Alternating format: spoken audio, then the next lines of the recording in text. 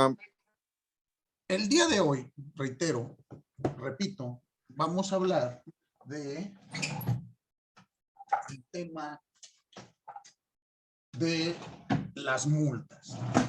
Ahí ya tenemos algo avanzado cuando analizamos el artículo 22 constitucional. ¿Se acuerdan que vimos lo de la multa excesiva? Bueno, pues ya vamos a retomar algunos aspectos. Aquí vamos a entender qué es esto de las multas. La multa la podemos definir, ya sea tanto multa administrativa como multa fiscal, vamos a definirlas como una sanción pecuniaria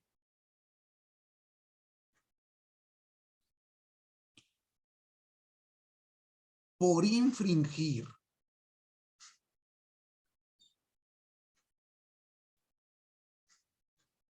las disposiciones legales, ya sea de naturaleza fiscal o administrativa.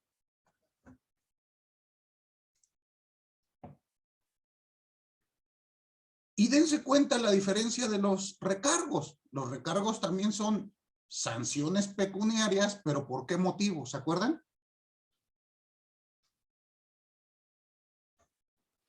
sí, por no dar aviso de un monto determinado, ¿no? Por no pagar en tiempo y forma. Aquí la sanción pecuniaria es por incumplir la ley, por incumplir un reglamento, por incumplir una disposición normativa o fiscal. Perdón, administrativa o fiscal. ¿Sí queda claro?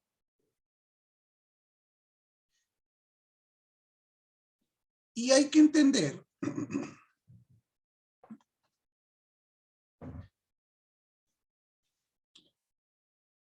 que la multa, bueno, tiene que estar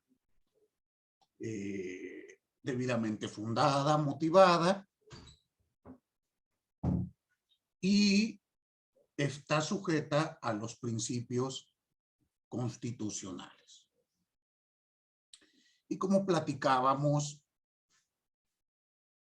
en aquella ocasión, pues no puede ser una multa excesiva, ya vimos que se entiende por excesivo, tiene que establecer el legislador montos mínimos y máximos para que la autoridad pueda decidir o moverse al momento de imponer la multa.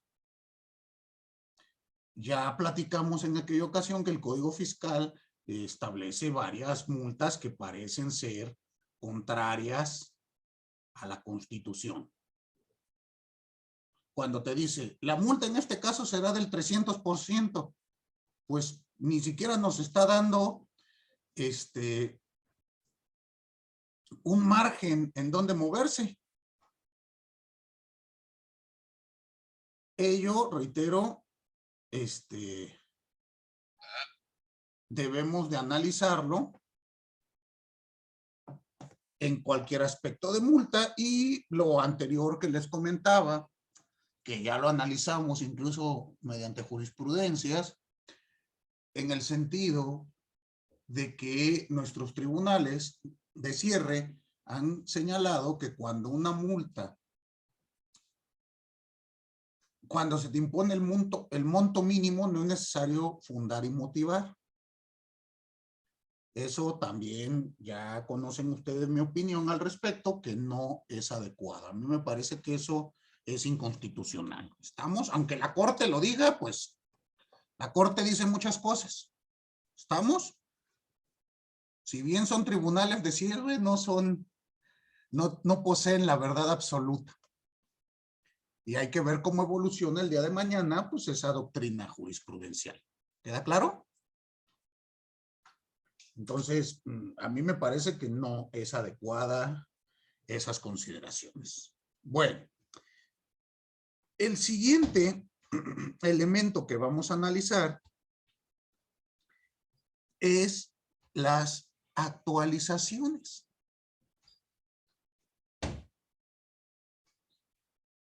Recuerden multas, actualizaciones y recargos. ¿Qué son las actualizaciones o qué es la actualización del crédito fiscal? ¿Quién de ustedes recuerda?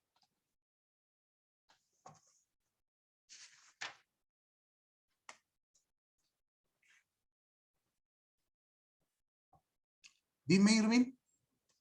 Bueno, como tal, no sé si esté bien la definición, pero puede ser el monto que se tiene que no sé un sinónimo de actualización, pero valga la redundancia, que se tiene que actualizar de conformidad con el índice nacional de precios del consumidor derivado de la inflación que tiene. Y pues en este caso las actualizaciones se aplican derivado de que, como ya comentó, pues no se realizó el pago de la contribución que tenía que efectuarse en tiempo y forma. Entonces, por ende, se tiene que actualizar y recargar de conformidad al momento en que se está notificando de la falta de pago que hubo.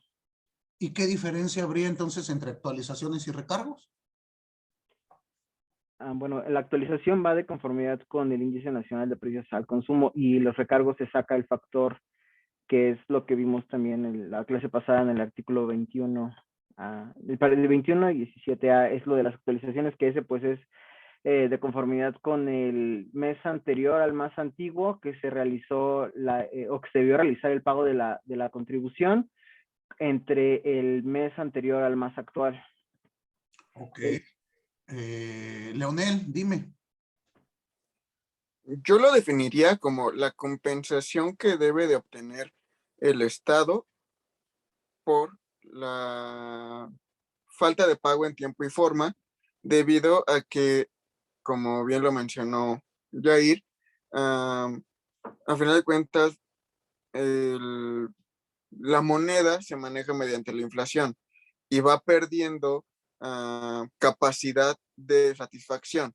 Por lo tanto, no es lo mismo pagar 100 pesos hoy que pagar 100 pesos en 3 años. Va a perder valor.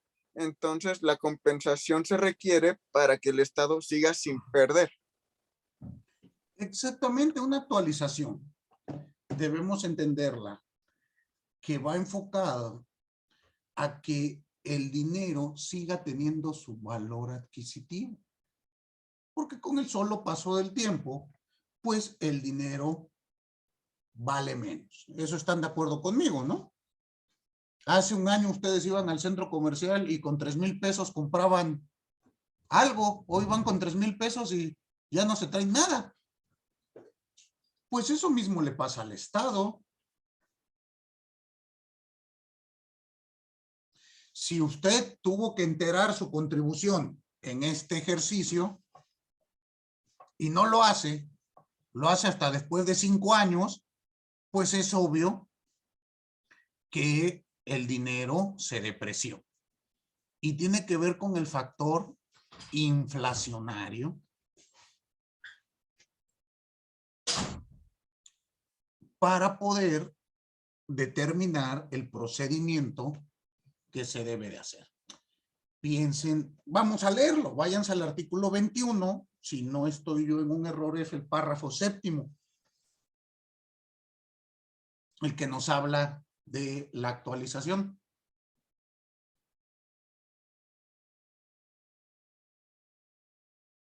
¿Alguien que lo tenga a la mano?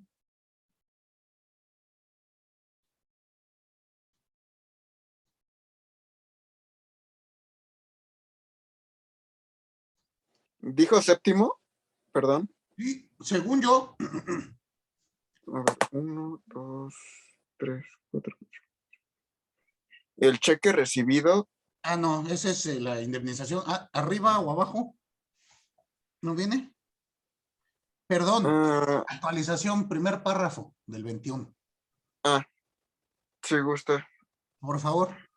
Artículo 21. Cuando no se cubran las contribuciones o los aprovechamientos en la fecha o dentro del plazo fijado por las disposiciones fiscales, su monto se actualizará desde el mes en el que debió hacerse el pago y hasta que el mismo se efectúe.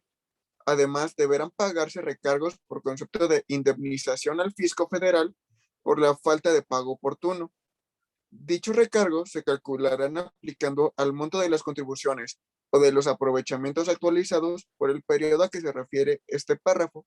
La tasa que resulte de sumar las aplicables en cada año para cada uno de los meses transcurridos en el periodo de actualización de la contribución o aprovechamiento de que se trate. La tasa de recargos para cada uno de los meses de mora será la que resulte de incrementar en 50% a la que mediante ley fija anualmente el Congreso de la Unión. Para tal efecto, la tasa se considerará hasta la centésima. Ok. Y en su caso se ajustará la... Sí, le decía. ¿Sigo o hasta ahí? Ahorita hasta ahí. La actualización vamos a entenderla porque luego es medio complicado y hay que hacer una fórmula, un procedimiento que ya previamente Irving nos esbozó. ¿Alguien más recuerda cómo se hace esto? ¿Sacar los factores de actualización o no? Usted no, Claudia. Lisbeth, usted sí, ¿no? Pues ahí en el SAT. Ya, hasta me aburre. Todos los días lo hago. A ver, ¿sería usted tan amable de explicárnoslo en términos para abogados? Porque ya que los abogados no sabemos sumar sin calculadora. Bueno, No nos hable de así, muchos números de golpe porque me confundo. no, así me lo explicaron muy rápido, ¿no? Y suena medio chistoso. Digamos que la vieja va abajo y la nueva va arriba. ¿A qué me refiero? Para que se actualice un crédito se van a tomar dos fechas. La primera va a ser la fecha en la que debió de haber cumplido el contribuyente, que esa es la vieja, digamos, ¿no? Y la nueva va a ser la fecha en la cual está pagando o en la cual se le hace el requerimiento. Por eso le digo que la vieja va abajo y la nueva va arriba. Digamos, no sé, ISR de persona física de 2020. Le tendría que haber pagado en abril del 2021, ¿no? Y resulta que lo paga hasta ahora, abril del 2022. Lo que vamos a hacer es tomar en cuenta el INSP, que es el Índice Nacional de Precios al Consumidor, de abril del 2021, es abril la fecha en la que, la que va a pagar, tendríamos que tomar el mes anterior, que sería marzo del 2021. Esa va arriba. Sí, porque es la, digamos, la nueva. Y la fecha en la que tendría que haber pagado, que fue, que tendría que haber sido, ay no, ya me confundí, espérame. Sí, está pagando este año, ¿verdad? En abril. Entonces, ese se va a ir, es decir, marzo del 2022, va a ir arriba, el Índice Nacional de Precio al Consumidor. Y su obligación tendría que haber sido en abril del 2021 y se va a tomar el mes anterior, que sería igual marzo del 2021, esa va a ir abajo. Y entonces se hace la división y el resultado que salga va a ser el porcentaje por el cual se va a dividir la cifra o el adeudo que tenga el contribuyente. Es que creo que necesito más como una grafiquita para que lo entiendan un poquito más claro. Claro, es sencillo. Yo no lo había escuchado con cómo la vieja va abajo. La vieja va abajo y la nueva va arriba. Suena muy raro, pero así me lo explicaron y creo que a veces lo aprendemos un poco mejor. A mí me pasa lo mismo, es más fácil aprender así como con dichos, como con frases. Piensen ustedes lo siguiente. Claudia, me dice que usted nunca ha visto un factor de actualización. ¿No ha tenido usted problemas con el SAT? Pues sí, justo este mes que se me venció mi línea de captura para pagarla y pues tuve que presentar una declaración complementaria, pero nada más fue eso y fueron los recargos que me subieron, pero solo eso nada más. Ok, porque realizó pago espontáneo. No hubo como tal un requerimiento.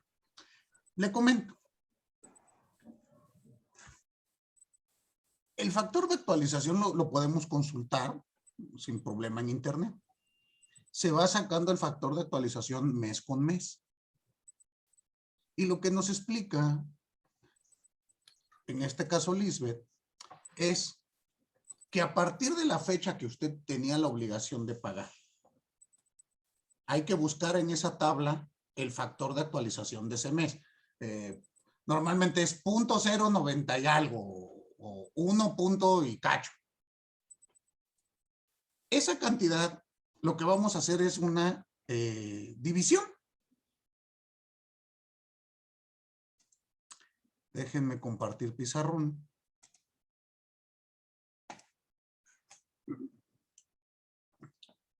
Entonces, veamos esto. En el ejemplo que nos daba hace un minuto Lisbeth, nos dice, pues hay que tomar el factor de actualización.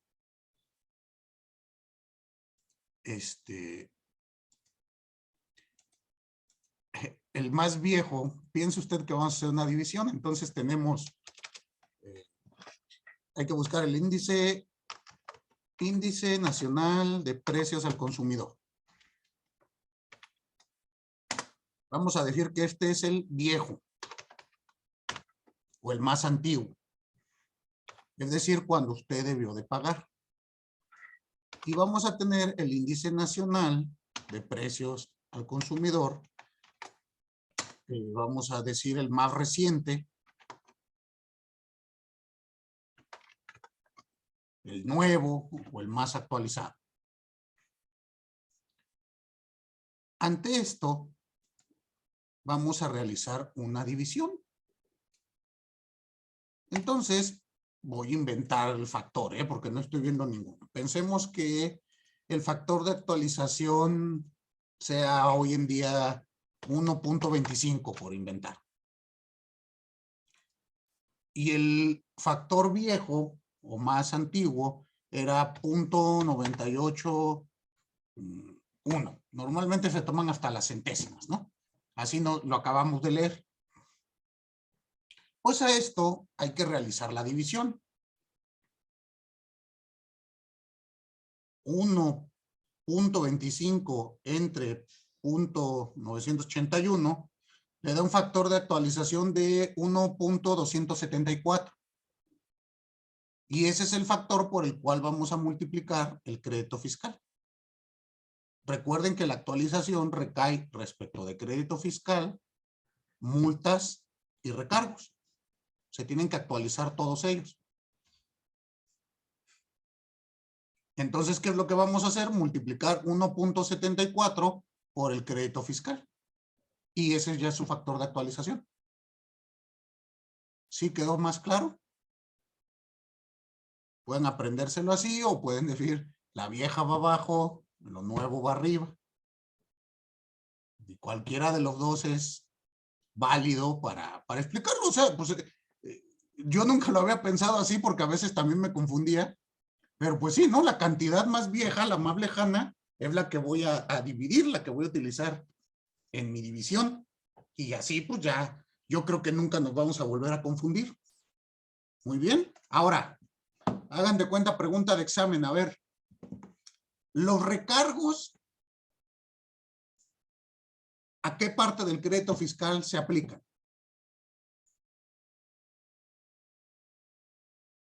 Es decir, ¿qué genera recargos?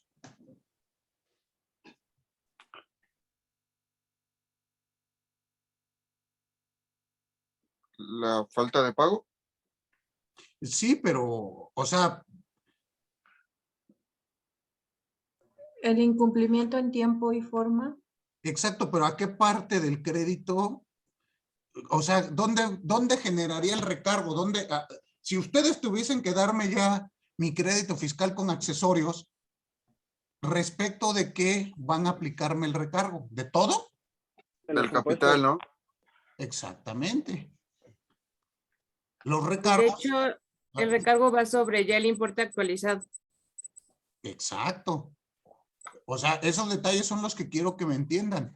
La actualización recae sobre multas, sobre el mismo recargo y del crédito fiscal. Y el recargo es del monto total, se genera recargo, pero no puede haber recargo sobre recargo. Eso sí queda entendido, ¿no? Maestro, Dígame. Dígame, Irving. tengo un papel de trabajo que si quiere le puedo, bueno, que hice en el SAT. Obviamente le puedo quitar algunas cosas, si quiere lo puedo compartir para que tengan una idea, es sobre un impuesto que se emitió de etanol que se estaba importando y tenía que pagar IEPS, y pues ahí aparece sobre qué se calcula y aparece de una forma, digamos, un poco entendible las fórmulas en Excel. ¿Quiere que lo comparta? Sí, sí, lo puedes mandar aquí por el chat. Tienes permisos de compartir. Cualquiera de ustedes puede compartir. Si quieres, mándalo y ya lo vemos como que más en concreto. Porque a veces, reitero, suena muy laborioso, pero yo creo que nada más es la primera, segunda vez que uno lo aprende a hacer y ya después no es tan complicado. Como nos dice Lisbeth, yo todos los benditos días lo ando haciendo. Son 60 partidas, yo creo que lo voy a reducir a una. No va a salir la suma por lo mismo, pero pues ahí viene la tabla de actualizaciones, de recargos y todo para que más o menos vean una idea. Solamente voy a quitar las cosas que son pues ya más. Datos sensibles. Ajá. Sí, y todo, fíjense que este tema del bendito derecho fiscal, yo siempre les comento que del derecho fiscal, pues de ese no nos salvamos nunca. Ya saben que hasta después de muertos pagamos impuestos, entonces es importante que aprendan estas cuestiones de las actualizaciones, los recargos, para que lo puedan entender más sencillo. Así el día de mañana, Claudia, cuando te llegue un crédito fiscal, pues ya sepas que va a tener actualizaciones, recargos, multas, etc. Muy bien. Perfecto.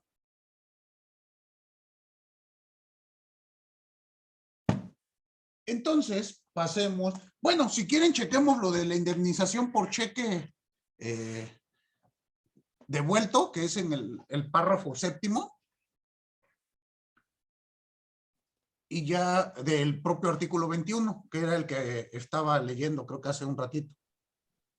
Nada más para que no nos quedemos con esa duda, ¿no? Porque ya ven que lo enunciamos hace rato. Vamos a leerlo. ¿Quién me ayuda a darle lectura al séptimo? El cheque recibido por las autoridades fiscales que se ha presentado en tiempo y no se ha pagado dará lugar al cobro del monto del cheque y a una indemnización que será siempre del 20% del valor de este, y se exigirá independientemente de los demás conceptos a que se refiere este artículo. Para tal efecto, la autoridad requerirá al librador del cheque para que, dentro de un plazo de 3 días, efectúe el pago junto con la mencionada indemnización del 20%, o bien acredite fehacientemente con las pruebas documentales procedentes que se realizó el pago o que dicho pago no se realizó por causas exclusivamente imputables a la institución de crédito. Transcurrido el plazo señalado sin que se obtenga el pago o se demuestre cualquiera de los extremos antes señalados, la autoridad fiscal requerirá y cobrará el monto del cheque, la indemnización mencionada y los demás accesorios que corresponden mediante el procedimiento administrativo de ejecución, sin perjuicio de la responsabilidad que en su caso se procediera. Entonces aquí tenemos esta figura. Si se entrega un cheque a la autoridad fiscal para pagar una contribución y este cheque resulta no tener fondos, se te va a cobrar el monto del cheque y un 20% más.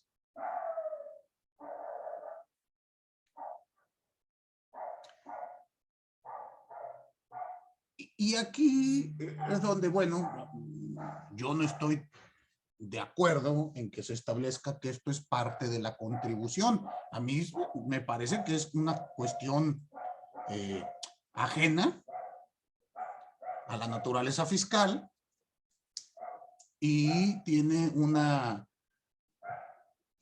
cuestión más, pues a mí me parece de un carácter mercantilista. Ya ven que en títulos y operaciones de crédito ocurre lo mismo. Si yo entrego un cheque sin fondos, pues me cobran un 20% por realizar esta actividad.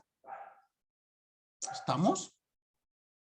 Pero bueno, está ahí. Hay criterios. Algunos autores, como la doctora Sonia Venegas, sí lo considera accesorio principalmente por la última parte del artículo, del párrafo que acabamos de leer, donde señala: esta indemnización, así como el resto de los accesorios de la contribución, será cobrado mediante procedimiento administrativo de ejecución.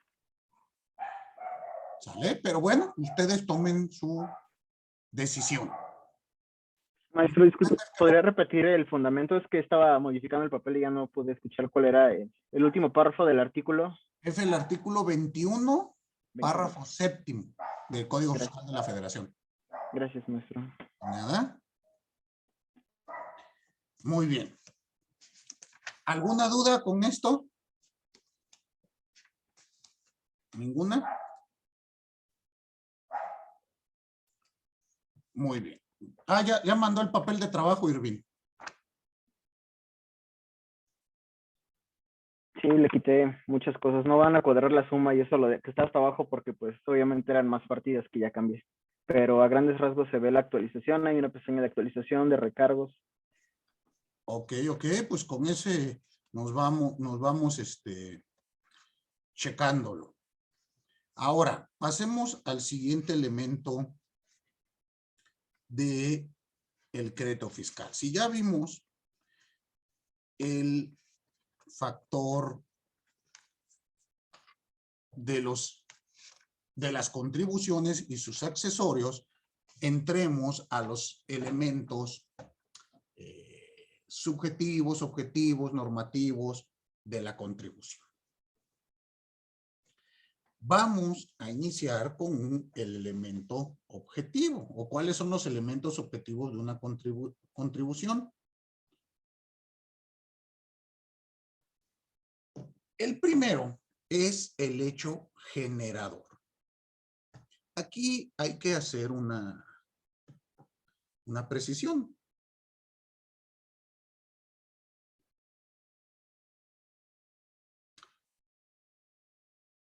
A esta figura, en la doctrina, se le conoce como el hecho imputable.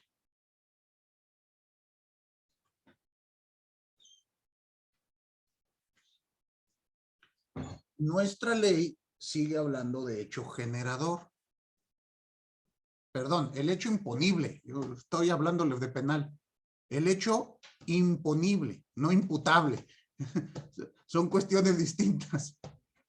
Un hecho imputable es aquel que me señalan en una vinculación a proceso.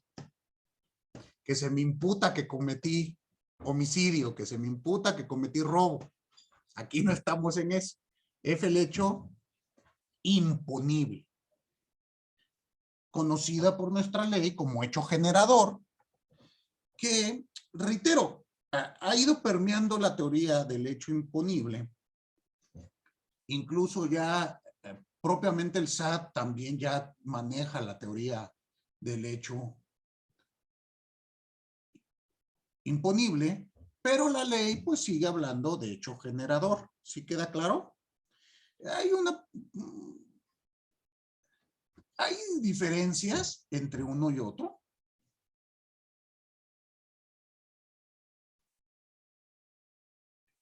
Pero vamos a tratar de sacar los aspectos comunes para que ustedes lo entiendan y ya después puedan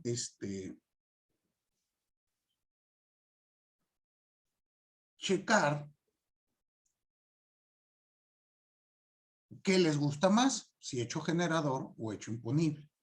Muy bien. Recuérdenme, por favor, en nuestro chat hemos compartido el libro del maestro Dino Harach sobre el hecho imponible. ¿Sí está en el chat? Sí, ya está en el chat. Entonces, ahí tienen material para empezarlo a estudiar. Muy bien. ¿Qué vamos a decir?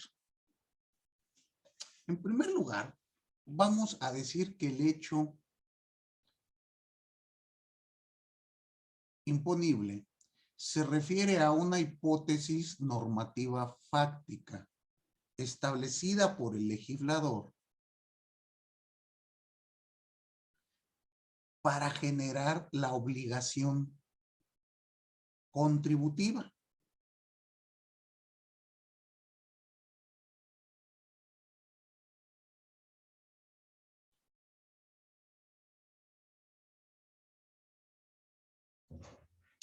¿Qué quiere decir? Que el legislador tiene que establecer de manera concreta cuándo tengo la obligación de pagar, ¿no? ¿Por qué motivo voy a pagar? No cuándo. ¿Por qué motivo tengo que pagar? Y para ello señalará diversas hipótesis. Si yo me encuadro en alguna de ellas, tendré la obligación de pagar. Y así, pues piensen ustedes lo siguiente.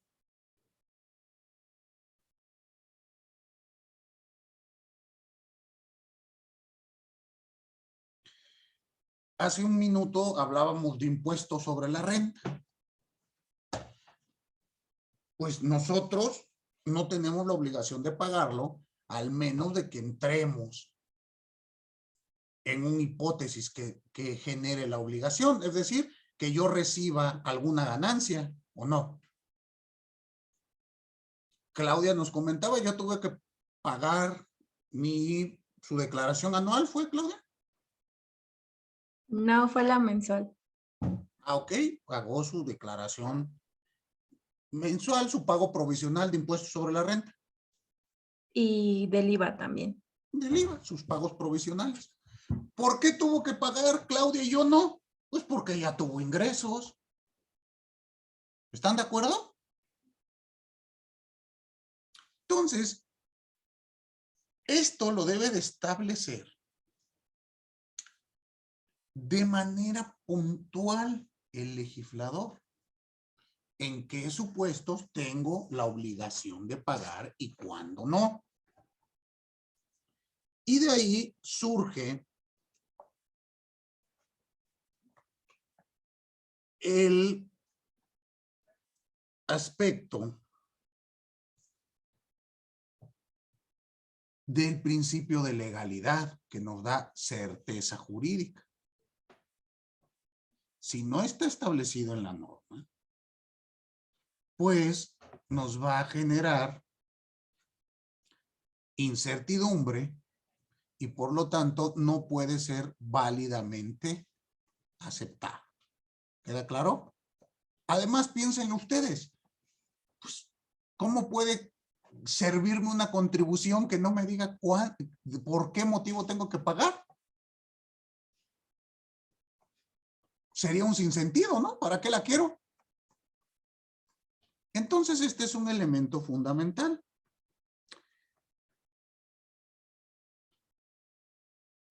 Vamos a entender que el hecho generador o el hecho imponible es el presupuesto establecido por la ley para tipificar el tributo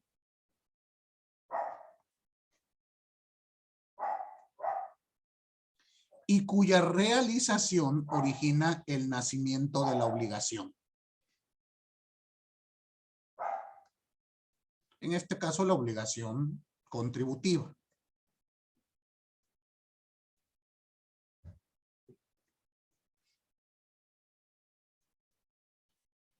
Muy bien.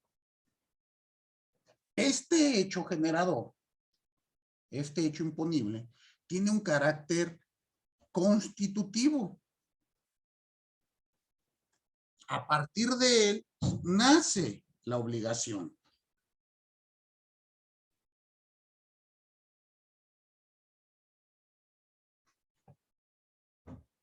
Se constituye, se crea. Sin él, pues no hay obligación tributaria, no importa los demás elementos. Por eso es el primero que se estudia. Muy bien. Por lo tanto, pues es un concepto fundamental en la estructura de las contribuciones. Y si me permiten, podríamos hacer una analogía. El hecho imponible es al derecho fiscal lo que el tipo es para el derecho penal. Ustedes no pueden concebir delitos sin tipos penales, ¿o sí? Pues ya no podemos estudiar nada si no si no vamos por ahí. ¿Queda claro?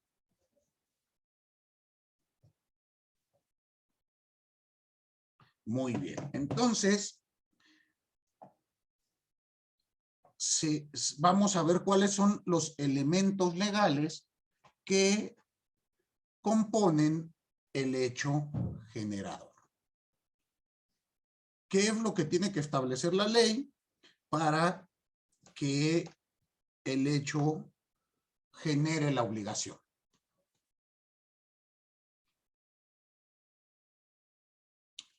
Los elementos esenciales que vamos a analizar, pues hay que entender que si alguno llega a faltar, pues no se genera la obligación. No existe, por lo tanto, el hecho generador y no tengo que pagar nada.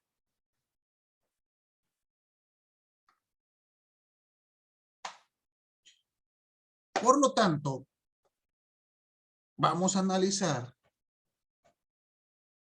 que la descripción legal que se hace en materia de contribuciones van a tener los siguientes elementos y podemos irlos a buscar en el Código Fiscal para que ustedes los vayan leyendo. ¿Cuáles elementos constituyen a este hecho? Pues en primer lugar, los elementos materiales u objetivos.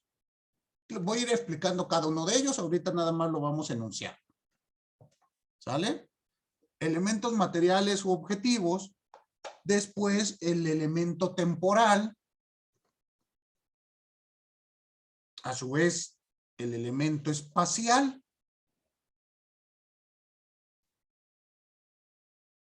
¿cuándo, dónde hay que pagar? Los elementos objetivos, ¿por qué hay que pagar? Siempre que pase esto, pues tendrás que pagar. Y a su vez tiene elementos subjetivos. ¿Se dan cuenta cómo es casi si estuviésemos analizando un tipo penal? ¿Ya ven que el tipo penal tiene elementos subjetivos, normativos y objetivos y ta? Pues aquí va a ser similar. ¿Cuáles son los elementos subjetivos? Bueno, pues el nombre nos lo indica, qué sujetos intervienen en esta obligación. Si falta alguno de ellos, pues ya no hay obligación. Los elementos adelantos subjetivos, pues es sujeto activo y sujeto pasivo.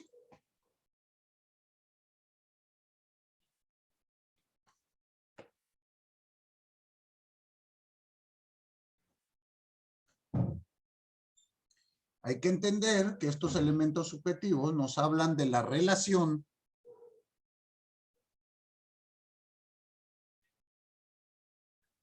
subjetiva preestablecida por el legislador en la cual deben de situarse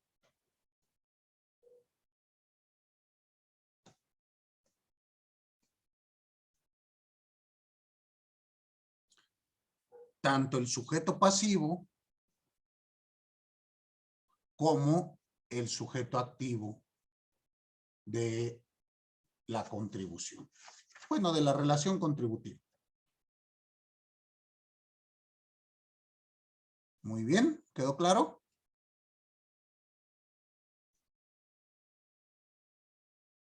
Entonces, vamos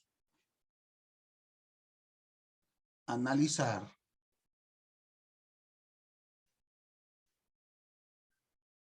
los elementos materiales de la contribución. Vamos a empezar a desarrollar todo esto. Vamos a hablar, lo van a encontrar ustedes como elemento material o elemento objetivo.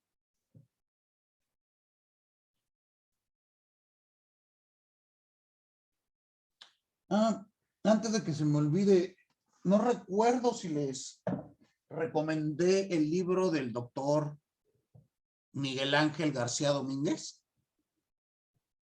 teoría de la infracción fiscal?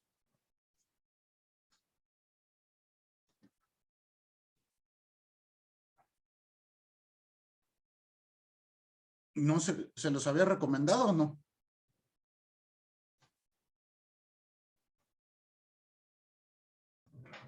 Sí, Creo ya que lo había sí. recomendado, yo lo tengo anotado. ¿Lo tiene anotado y lo consiguió? No, solamente lo anoté porque no me apareció en la red. Ok, ya entonces creo que es difícil de conseguir. Si lo ven por ahí en libros de viejo o algo por el estilo, es un libro precisamente que va analizando, en este caso, la infracción fiscal, como si lo hiciera de un tipo penal. Profesor, ¿podría repetir el nombre del autor, perdón? Sí, es el doctor Miguel Ángel García Domínguez.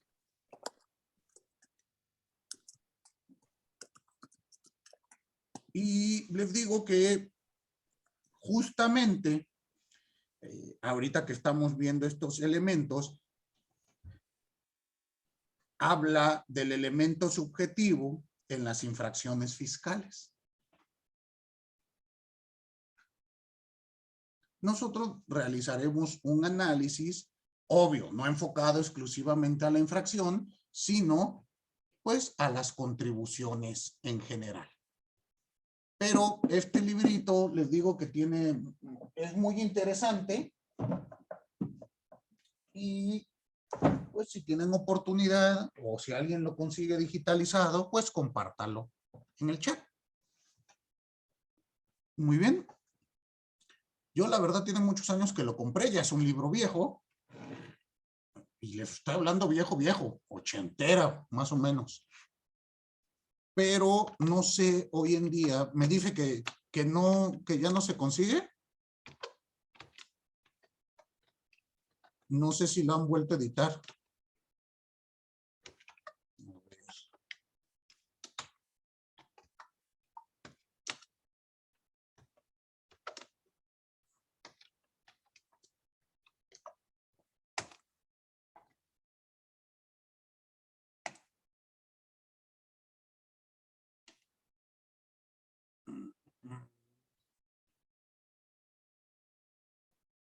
Bueno, me aparece en varias bibliotecas que sí hay existencia, pero para comprarlo creo que no. Ya será cosa de buscarle con más calmita. A ver si aparece, pero bueno, si ustedes hacen una búsqueda así rápida en su buscador, a mí me aparecen varios, en este momento, varios artículos en la página del Instituto de Investigaciones Jurídicas, hablando de las infracciones en el sistema tributario mexicano. Entonces, pues, hay material, ¿no? Si no es este libro que yo señalo, bueno, pero hay otros. Ya será cosa de revisar y ver qué tan válido viene. Muy bien. Entonces, hay material. Vamos a analizar entonces este hecho imponible. Estoy hablando del elemento material, el hecho imponible. ¿Estamos? Primero que nada, ¿cómo lo han clasificado? Veamos un poco la doctrina.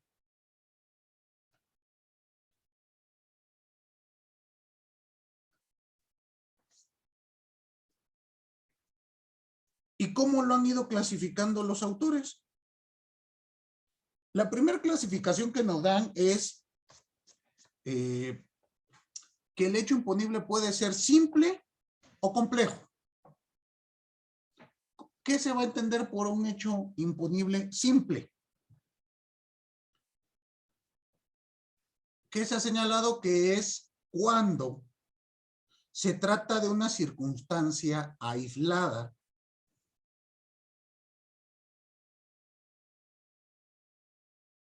Una operación por única ocasión o un negocio que genere la obligación de contribuir. Piensen ustedes la compraventa de un bien inmueble. Ya ven que genera impuesto. Pero pues será nada más, este caso es un hecho imponible simple. ¿Están de acuerdo? Será por esa ocasión. Seguramente no tendré yo más relación con el vendedor. Y ya. Pero vamos a tener hecho imponible complejo. Y el hecho imponible complejo, este va a comprender un conjunto de hechos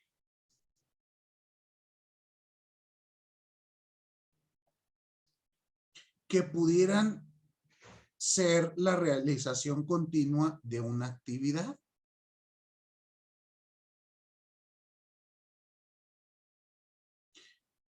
Si me permiten, recordando lo que nos dijo Claudia hace un rato, dice, pues es que yo tengo que hacer mis pagos provisionales de impuestos sobre la renta IVA. Eso ya nos habla de que pues es una actividad por lo menos que genera mes con mes. ¿Estamos de acuerdo?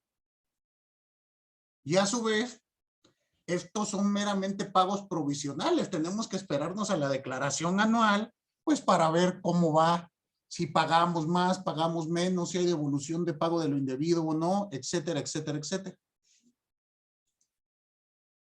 ¿Queda claro? Cuando se trate de ese tipo de actos, de hechos, lo vamos a entender como hecho complejo.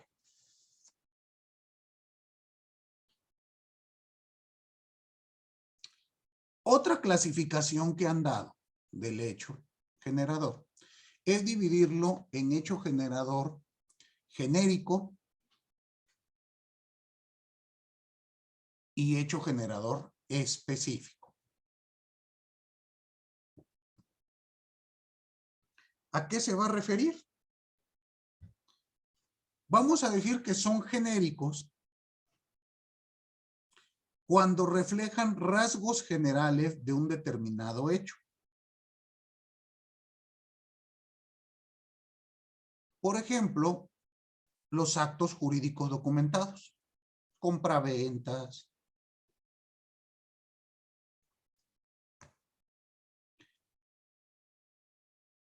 Y vamos a decir que el hecho generador se vuelve específico cuando describe en forma definitiva y final los rasgos de un hecho. Por ejemplo, una certificación expedida por la administración pública.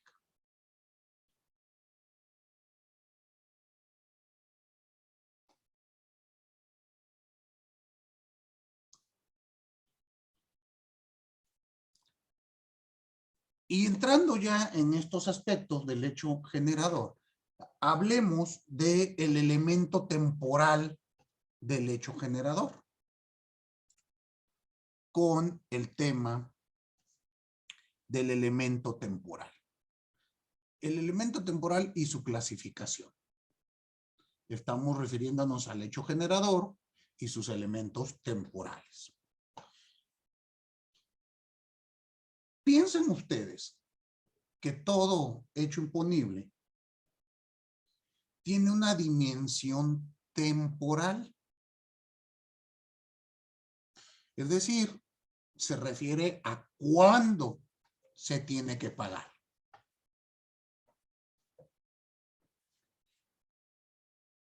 Si no se nos establece cuándo hay que pagar, pues la obligación carece de este elemento estructural. ¿Están de acuerdo? Pues, ¿cuándo voy a pagar? Si no me estableces cuándo, nunca pagaría. Y por lo tanto, es a partir de este elemento temporal que nace la obligación de pago. en la fecha que establece el legislador.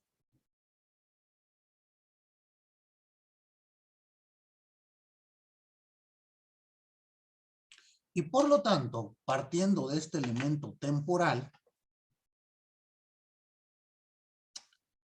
han clasificado de dos formas esta circunstancia. La primera es que son instantáneos.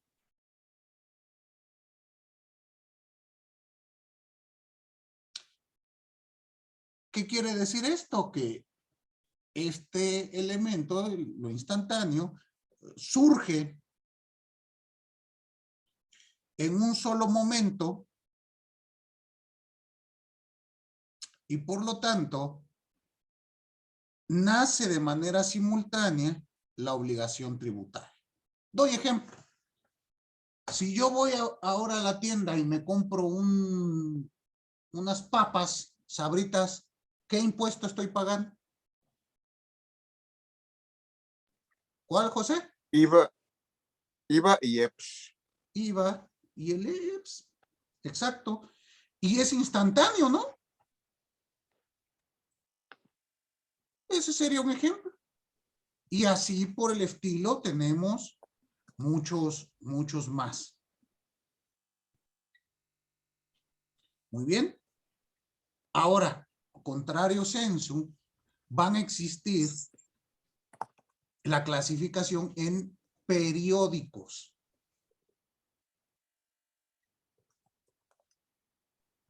Y estos, los periódicos, son aquellos cuyos ciclos de formación se completan en determinado periodo,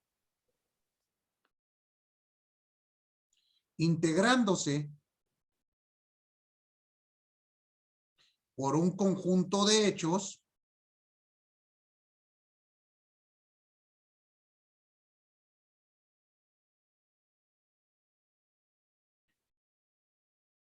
y que se deben de enterar al fisco cuando lo establezca el legislador.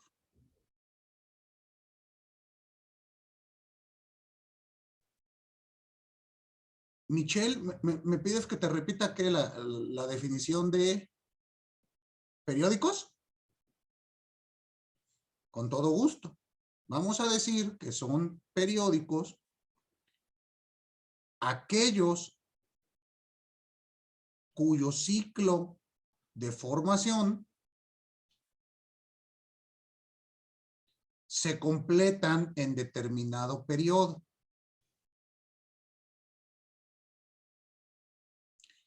Integrándose por un conjunto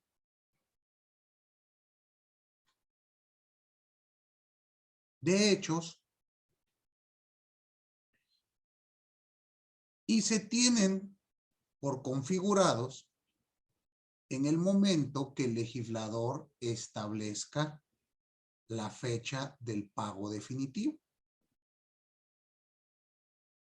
Y otra vez repito al ejemplo que nos daba Claudia hace un tiempo, que dice, pues es que yo tengo que hacer mis pagos provisionales de impuestos sobre la renta. ¿Y cuándo presenta usted su pago definitivo?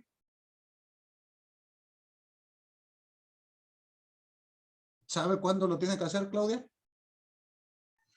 Sí, hasta antes del 17. ¿Pero qué? O sea, ¿o qué me preguntó? El pago definitivo de impuestos sobre la renta, ¿sabe cuándo hay que hacerlo? Porque todos los que hace usted son pagos provisionales que se tienen que realizar hasta el 17 y dependiendo la terminación de su RFC se puede mover un día más o 2 o 3 creo. Pero el definitivo, ¿no sabe cuándo? Pues es el anual. Exacto. Y en este caso, ¿usted es persona física o persona moral? Persona física. O sea que tiene ya 5 días. Pues ya lo hice, ya está hecho. Ya no hay ningún problema. Pero dense cuenta entonces cómo aquí estamos en una cuestión de temporalidad periódica. ¿Sí se dan cuenta? No se trata de un hecho aislado, sino que existe toda una actividad que genera mi obligación de pago continua o periódica. ¿Quedó claro?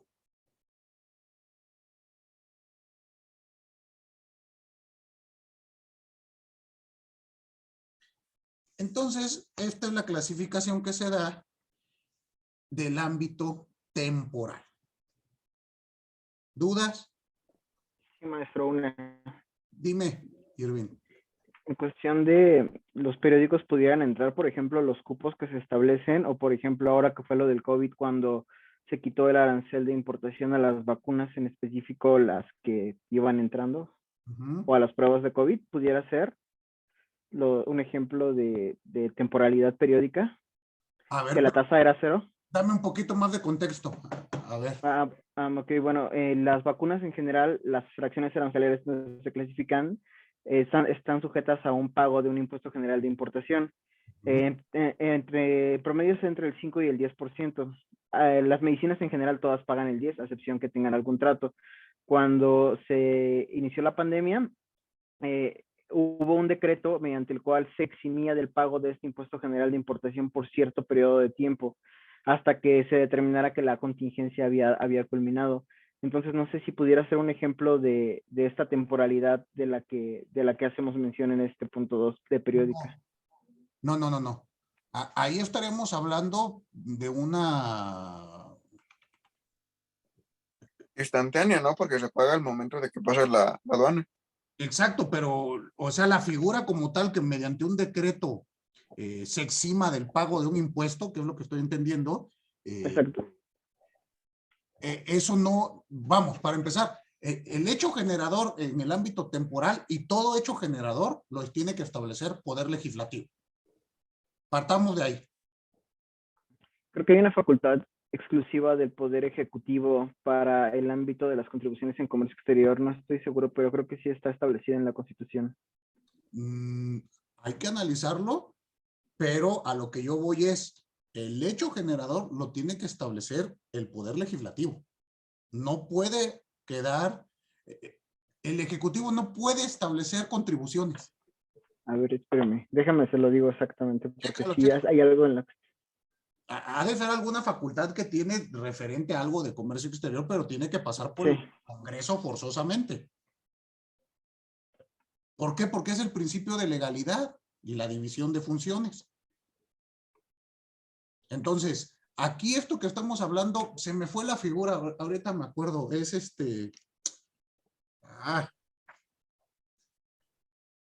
puede ser una condonación genérica, en este caso del pago de ese arancel, por un periodo determinado, eso sí.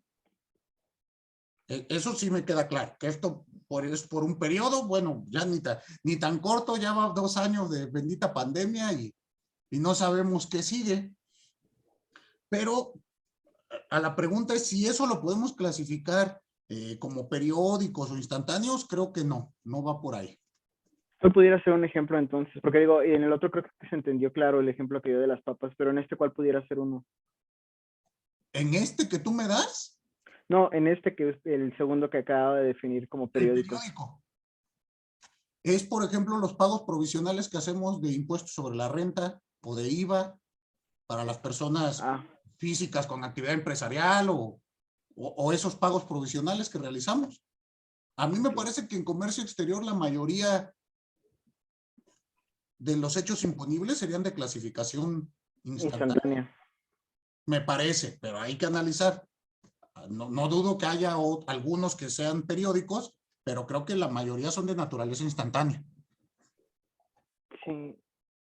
Sí, bueno, ya hay tratados y sí que pueden hacer, bueno, pueden pedir la devolución de impuestos y eso del drawback y eso, pero creo que es otra cosa. Sí, bueno, la devolución de impuestos es figura distinta. Ya hablaremos de ella, pero ahorita hay que ver los elementos que constituyen esta contribución. Muy bien. ¿Sí te resolvió la Gracias. duda? Sí, muchas gracias, me quedó muy claro. Perfectísimo. Ahora, hablemos del elemento espacial del hecho generador y su clasificación. ¿A qué se refiere este?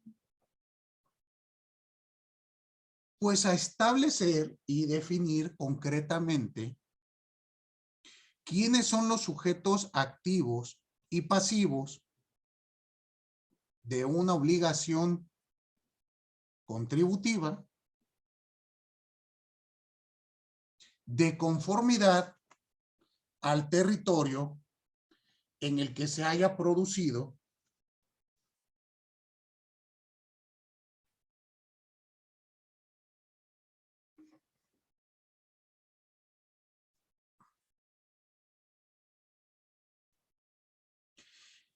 la obligación. Y ustedes saben que nuestro país es una república federal y tenemos en materia de contribuciones 4 competencias espaciales. ¿Sí se acuerdan?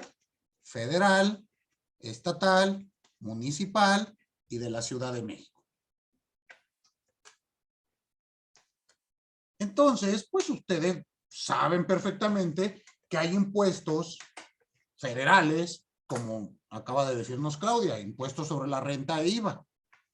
Hay impuestos estatales, hay impuestos municipales y hay impuestos de la Ciudad de México. Ejemplo, el catastro, Ciudad de México, el impuesto predial, pues se le paga a la administración de la Ciudad de México.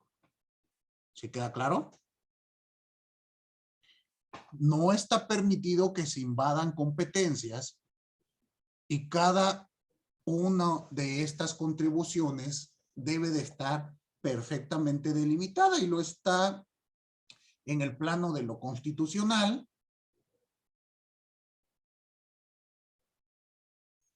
Se va delimitando. Muy bien. Las únicas que hay que sacar por alusión, por exclusión, serán las contribuciones estatales. Doy ejemplo. Hay artículo específico que te dice sobre qué puede gravar el municipio.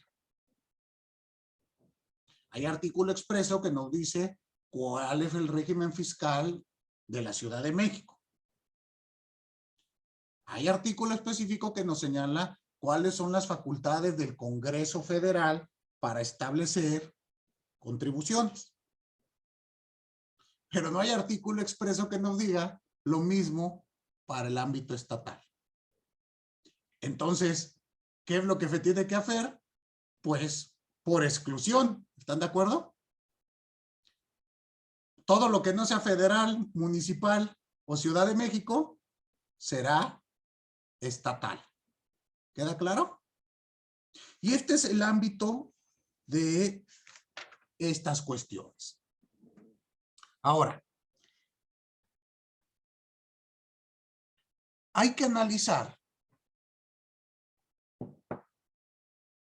que en materia fiscal existe la coordinación fiscal y esta de ninguna manera está afectando este elemento, el ámbito espacial, sino lo único que se hace es celebrar acuerdos para que una autoridad local cobre un impuesto federal en ámbito de coordinación, pero se le va a enterar a la Hacienda Federal. ¿Sí queda claro? Y entonces, pues estos son los elementos espaciales. ¿Duda? Eso está sencillito, ¿no? No nos da tanto problema. Aquí lo que hay que analizar nada más es que no se vaya a invadir el ámbito en ningún aspecto. Que una autoridad municipal no esté cobrando, que no haya doble cobro. Como bien ya señalaba Irving, pues incluso hay tratados internacionales para evitar la doble tributación, porque pues no es no es válido que se nos cobre doble. Si ya de por sí pagar los impuestos nos pesa, a mí me mandó un mensaje mi contador hace un par de horas en ese sentido de, ya mañana te mando tu declaración anual y ya ve llorando porque hay que ir a pagar, hay que irse a reportar. Entonces, a nadie nos gusta pagar. Yo soy de esa idea. En ningún lugar y en ningún momento va a existir alguien que vaya a pagar sus impuestos contentos. ¿No lo creen ustedes? Y reitero, aunque me estén dando los mejores servicios públicos, no me gustaría pagar. Siempre voy a tratar de ver cómo no pagar. Les comentaba que yo tenía una plática así con un amigo en Viena, donde es una ciudad, por lo menos desde mis ojos mexicanos, donde mi administración pública, a veces a pesar de ella se hacen las cosas, porque aquí todo se hace mal, caro, tardado y de baja calidad, ¿no? Entonces yo estaba en esa ciudad y a mí todo me parecía que funcionaba como relojito suizo. Incluso los camiones de servicio, de limpieza, los que recolectan la basura, yo estaba maravillado porque son camiones que tienen 4 ejes, pero cuando entran a la ciudad, por ley, tienen que levantar 2 ejes de manera hidráulica para que no vayan destruyendo la carpeta asfáltica. Entonces yo decía, bueno, es que esas cosas, pues, aquí en mi país, el camión de la basura viene echando más humo, contaminando, tocando una campana, gritando, contaminando en todos los aspectos, visualmente al ambiente y auditivamente. ¿No les pasa así? Entonces yo le decía, bueno, pues es que así hasta uno paga sus impuestos contento, ¿no? Y él me decía, no, ni así. A mí se me hace que pago mucho. Él me dice que paga una tasa, creo que del 50% de impuestos. Si nosotros de ISR pagamos sobre el 28, el 32, dependiendo, allá pagan un 50%. Yo con el 28 lloro. Entonces hay que analizar. Y ya como colofón de esta situación con ellos, su esposa pues es de allá, es de Viena, y cuando viene aquí a México pues se quedan un rato con la familia y demás. La esposa siempre cuenta con mucha risa que le parecía muy curioso que en México tenemos que salir corriendo con nuestro bote de basura para llevárselo al camión, porque para ellos es como que impensable eso. Ella dice que cuando estaba viviendo aquí pues se acumulaba la basura y para empezar quería salir a buscar contenedores de basura a Ciudad de México, pues aquí no tenemos. Y ya cuando le dijeron que tenía que ir corriendo atrás del camión para llevar su bote, sí se le hacía como que muy, muy extraño. Y nosotros lo vemos como que pues, normal, ¿no? Ah, y aparte hay que darle una lana porque si no, no se llevan tu basura. Entonces aquí nos cobran otro impuesto. Hay estados de la República que sí tienen el servicio de limpia. ¿Alguno de ustedes tiene familia o vive en algún estado de la República donde se cobre ese impuesto? Yo viví en Sinaloa, en Culiacán un tiempo, profe, y sí hay contenedores, sí se cobra. Se cobra y te lo cobran mes con mes. Llega, creo que yo lo vi en Aguascalientes, me tocó verlo porque ahí también hay contenedores y se paga junto con el catastro. Ahí viene por servicio de limpia. Entonces, peculiaridades, ¿no? Que hay que ir analizando en las contribuciones. Bueno, ya acaba nuestra clase. El próximo elemento que vamos a analizar el miércoles es la base gravable. Muy bien.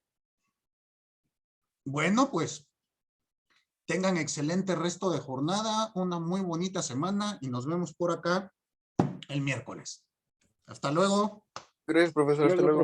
Gracias. Gracias. Bye. Gracias.